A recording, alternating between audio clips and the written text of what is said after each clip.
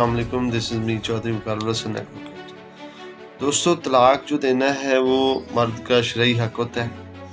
अगर शौहर अपनी बीवी को तलाक देगा तो मुस्लिम फैमिली लॉ के ऑर्डिनेंस 1961 के तहत जो वो शख्स है तलाक देने के बाद मुतलका यूनियन कौंसिल में भिजवाएगा।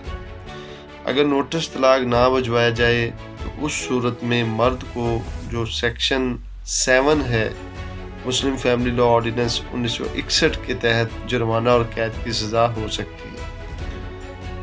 सुप्रीम कोर्ट ने अपने हालिया फैसले में कानून वज़ा कर दिया है कि शौहर पर लाजम है कि वो अपनी बीवी को तलाक दे तो अपनी बीवी और मुतलका यूनियन कौंसिल को नोटिस बज़रिया रजिस्टर्ड पोस्ट भिजवाए।